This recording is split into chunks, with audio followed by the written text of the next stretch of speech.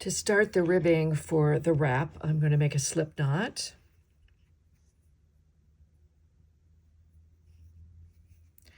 And chain 10.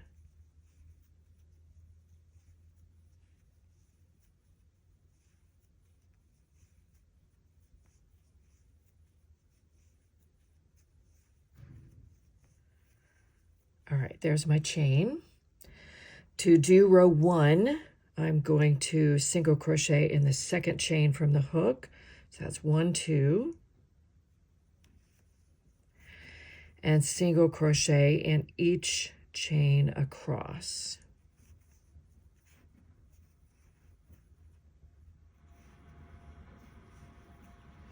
All right, that's the end of row 1. And I should have 9 single crochet in row 1.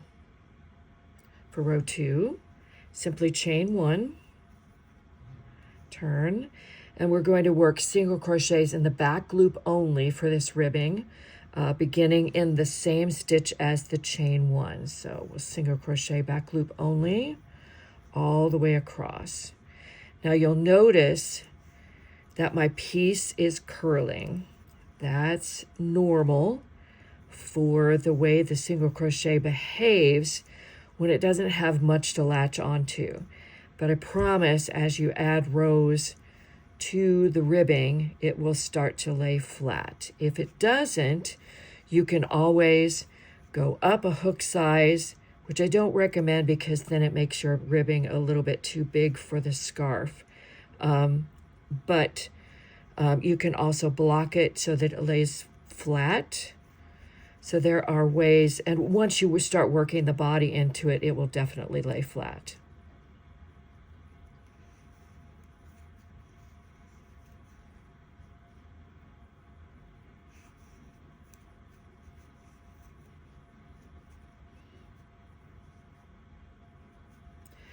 All right, I'm at the end of row 2, and I highly recommend that you count almost every row. I know it seems like a waste of time, but trust me, with these little pieces like this, it's very easy to lose count or to drop a stitch or to add a stitch. So you just want to make sure that you always maintain that 9 stitches per row.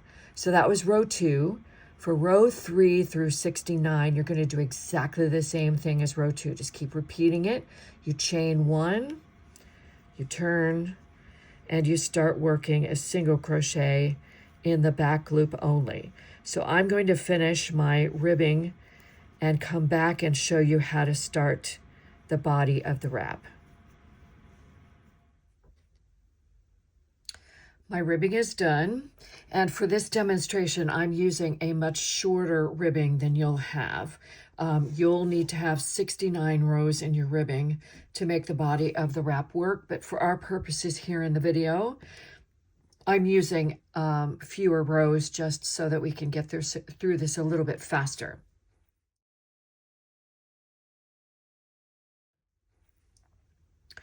For row 1 of the body, I'm going to chain 1,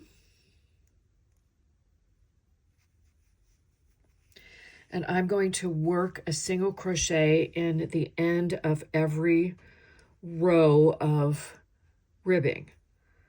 So try to work with at least 2 loops, work through the stitch at the end of the row rather than just the top loop. Otherwise, you'll create a big hole.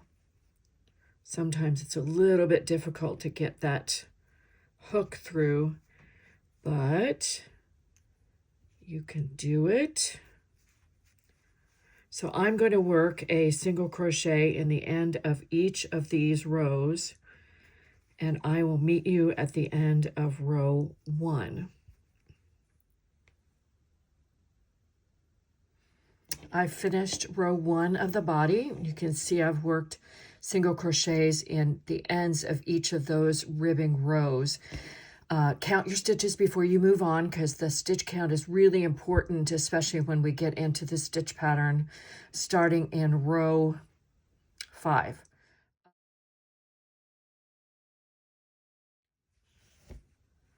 For row 2, we're going to work a row of double crochets. So I use a stacked single crochet because it gives me a nice clean straight edge along. If you prefer, you can use a chain 2 or a chain 3, whatever gets you a really nice straight edge up the side of your wrap.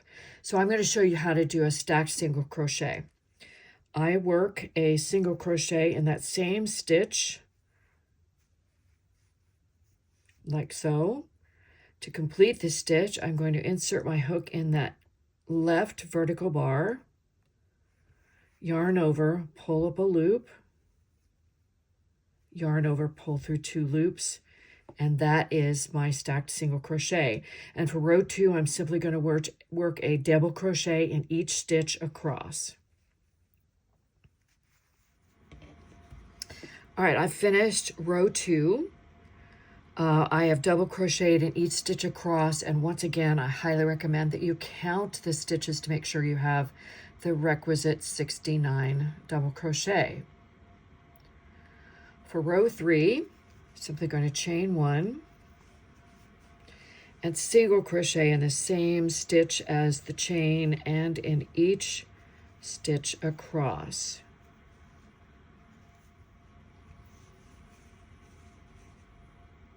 All right, that's row 3. I finished all of my single crochets, and now I'm going to begin the columns and arches stitch pattern that creates the body of the wrap.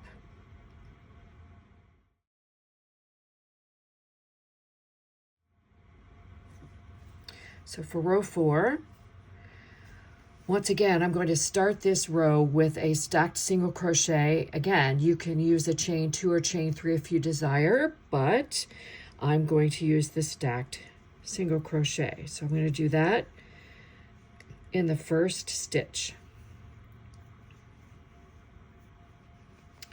Double crochet in the next stitch.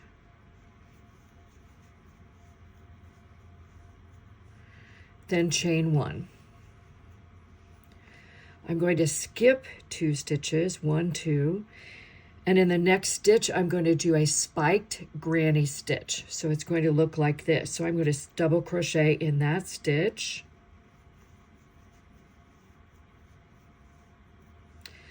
Then I'm going to triple crochet around the double crochet that is 2 rows below, a front post treble. So yarn over twice, front to back to front, pull up a loop, and make sure you pull up that loop to the height of the row you're working. Yarn over, pull through 2, yarn over, pull through 2, yarn over, pull through 2. So that's your front post treble crochet. To complete that spiked granny stitch, I'm going to look behind to where I worked that first double crochet and work another one in that same stitch.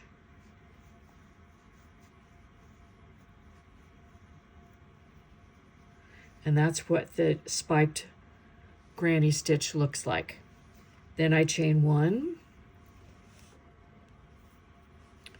skip 2 stitches, and in the next stitch I'm going to double crochet.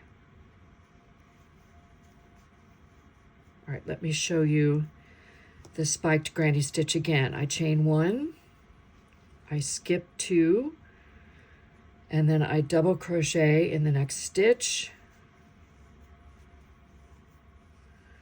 I treble crochet around the double crochet that's 2 rows below. Pull that up, finish the treble crochet, and then to complete the granny stitch, go behind and work that last double crochet in the same stitch as the first one. And I'm going to continue that pattern across the row. Chain 1, skip 2, double crochet, and so on and so forth. Refer to your pattern to see what those are. So I'll meet you at the end of row 4. So I've alternated that pattern across row 4 chain 1, work a spiked granny stitch, chain 1, work a double crochet, chain 1, work another spike, and so on and so forth. And the last group I should have in any row should be that spiked granny stitch. So to complete row 4, I'm going to chain 1, skip 2 stitches, and then simply double crochet in the last 2 stitches. And what you'll notice is that I have a very symmetrical pattern across the row. I start and end each row, each one of these rows with 2 double crochet, and right before and after them I have a spiked granny stitch, and I work the alternating pattern across the row.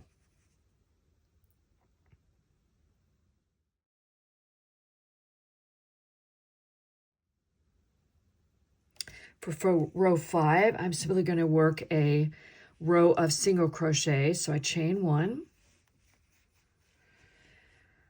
single crochet in those first 2 stitches,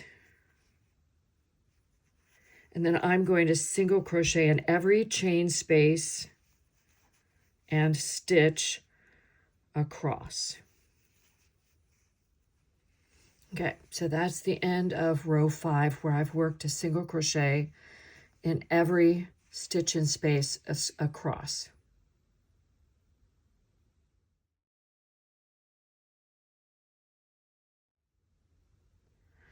To begin row 6, I start with my stacked single crochet, and this row is much like row 4, except where we work the spiked granny stitches. So we stacked single crochet. I'm going to double crochet in the next stitch as well, chain 1, skip 2 stitches, and in this stitch I'm going to work a spiked granny stitch. So I start with a double crochet, but this time my treble crochet is going to be worked around the treble crochet 2 rows below. So I'm going to be stacking those right on top of each other. So I go around the post of that front post treble from 2 rows below to create the treble of this spiked granny stitch. And again, I complete that by working a double crochet in the stitch behind, same one as the first double crochet in that granny stitch. And you'll see that it stacks that treble crochet up the row. Chain 1, skip 2 stitches, double crochet in the next stitch, and I'm going to do that same pattern across row 6. So as I finish up row 6, I'll put those last 2 double crochets in the row to even out and make symmetrical my pattern. And you can see from what's starting to emerge, I'll go over here to the light part, so you can see is that the pattern is starting to stack on top of itself.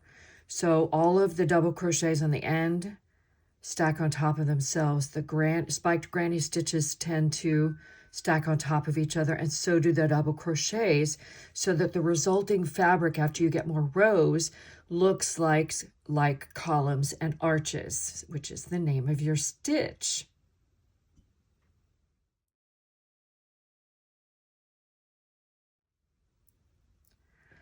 For row 7, simply going to repeat that row of single crochets that I did for row 5. So every odd row is going to be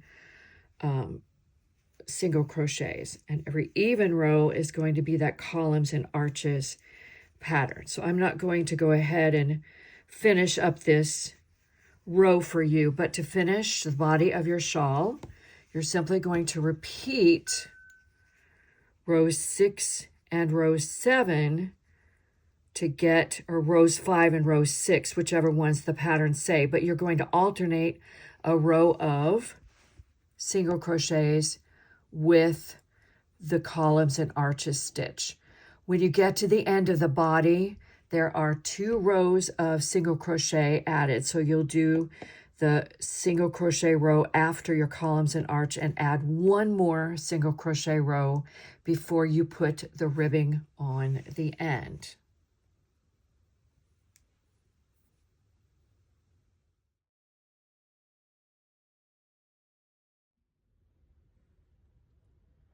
I've worked all the rows that are required for the size that I'm making, either the small or the large.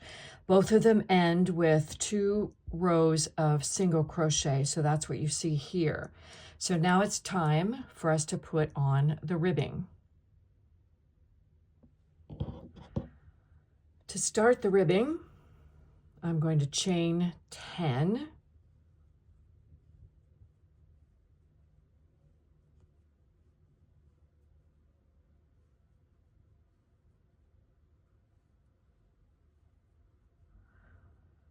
All right, there are 10 chains. To work row 1, I single crochet in the 2nd chain from the hook here. And in each chain across. All right, make sure that you count, just double check.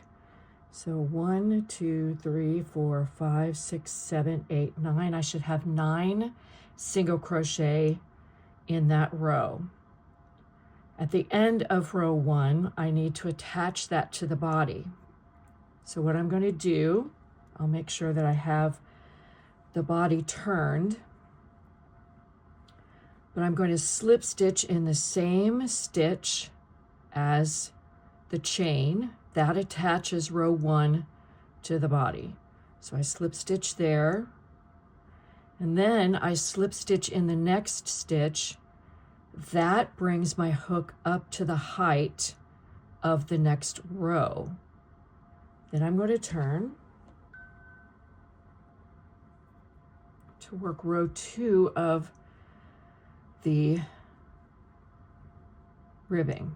Now I don't need to chain 1 because my hook is already at the right height, but sometimes it looks like I might want to work into that as the first stitch. That really isn't the first stitch, and I'll show you. So if I count back 1, 2, 3, 4, 5, 6, 7, 8, 9, here is my first stitch. And in row 2, I'm going to work single crochet back loop only. And I'm going to do that all the way across to the end of row 2, making sure that when I reach the end, I have 9 single crochet. Now, just to be sure I have the right number of stitches in row 2, I'm going to count from the end. 1, 2, 3, 4, 5, 6, 7, 8, 9. And I'm ready for row 3. Chain 1, turn, and I'm going to work a single crochet back loop only in the same stitch as the chain and each chain across. Again, maintaining my 9 single crochet across. And again, I need to count just to be sure I haven't worked too many or too few stitches. So let's check. 1, 2, 3, 4, 5, 6, 7, 8. I need to work 1 more right here. So I have 9, and I'm back at the body of the wrap. So I've worked into this one already. So to attach row 3, I slip stitch in the next unworked stitch of the body. And again, slip stitch to the next unworked stitch in the body to pull my hook up to the level of the next row. Now I'm going to work those 2 rows over and over until I get to the very end of the ribbing at this end of the wrap.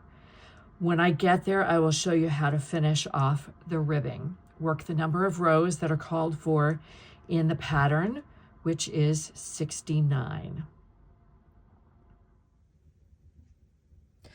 I've reached the end of the ribbing on the opposite end of the wrap, and I just need to work the last row. So I'm going to do that right now. I've already done a chain 1. So I'll work the single crochets in the back loop only all the way across like I have been doing.